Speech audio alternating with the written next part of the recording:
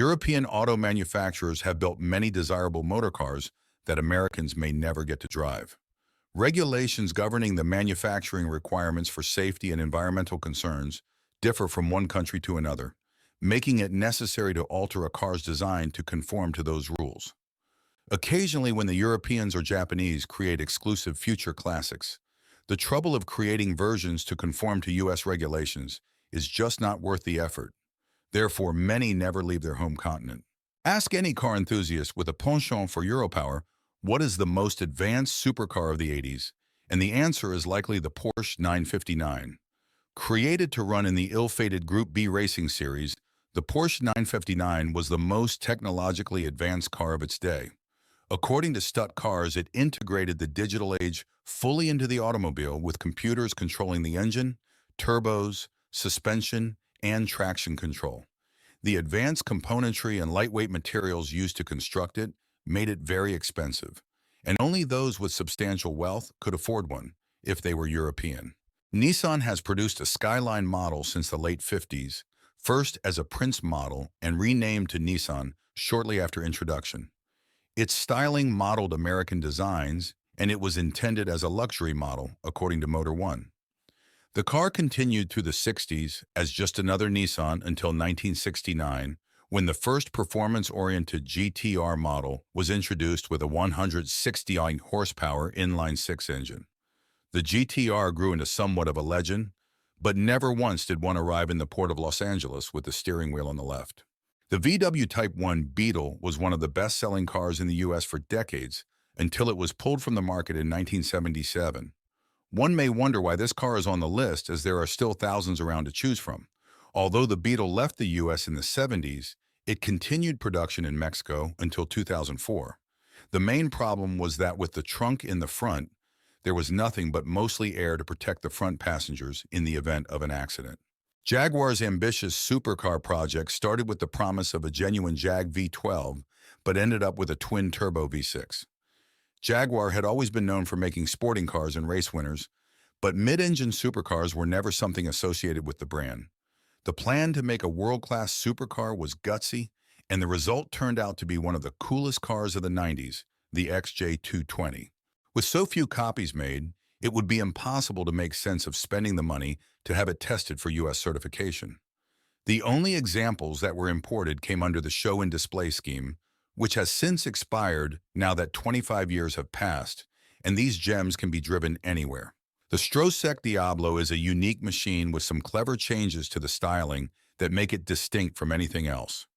The usual headlights have been replaced with small dual headlamps with streamlined housings, rounded bumpers that soften the look, and a modified spoiler. The cars also had unique paint colors applied to them and were finished off with a pair of peculiar side view mirrors mounted high on the window frame, which made the car unique and distinctive, setting it off from any other model immediately. However, these headlights and mirrors did not fall within the U.S. guidelines, and nothing could be done to make the car legal for export short of putting everything back to the way it left the factory. Some of these are now legal to import, but those modified after 1998 still have a couple of years to wait. One of Fiat's most successful cars of the 70s was the 126 model. It was also produced in Poland, where it was also known as the Polski Fiat 126P. Due to the planned economic policy of communist Poland, the 126P was one of the only cars the public could buy, and it became very popular for those fortunate enough to have the privilege of buying one in the first place. Although popular in Eastern Europe, it never made it overseas, as the American government was not prone to allow business with Warsaw Pact countries, and its little two-stroke engine would surely have failed emissions testing. While early M3s may be legends themselves, BMW turned it up to 11 with the model in 1990, creating the M3 Sport Evolution 3.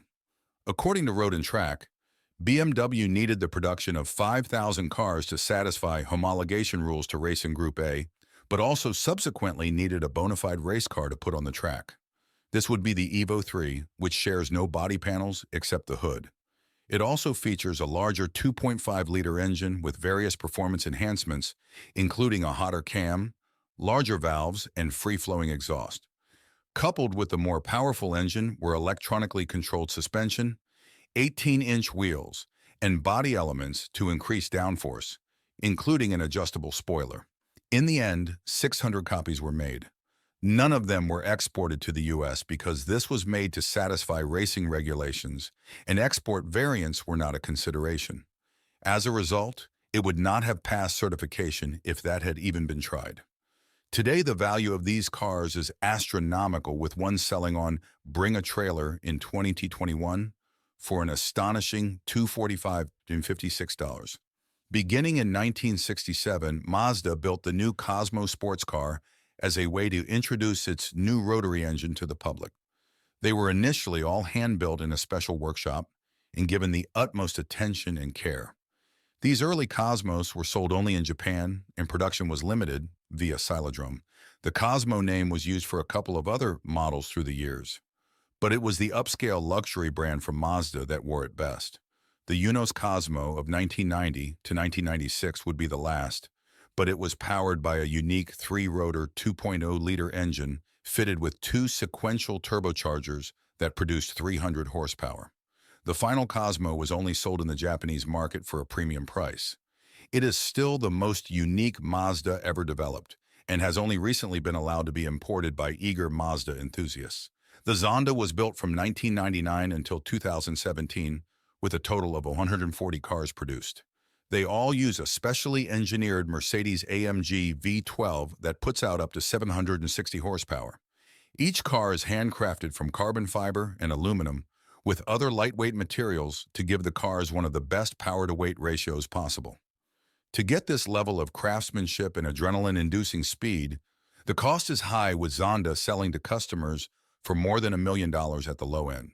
Zondas have not been federalized for import and are only allowable under the show and display rule, per Ed Bolian, although Pagani's second car, the Huayra, is fully compliant with U.S. regulations. When the British Motor Company released the first Mini in 1959, it created a legend.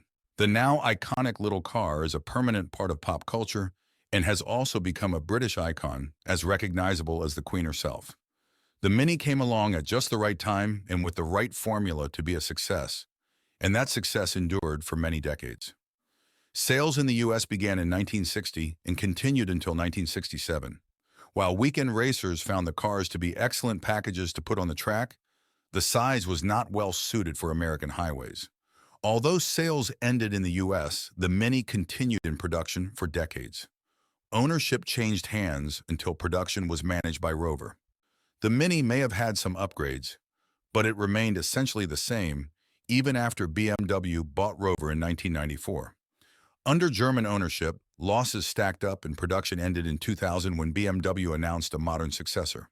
These Minis were not certified for American roads, and only as they hit the 25-year mark can they be brought over.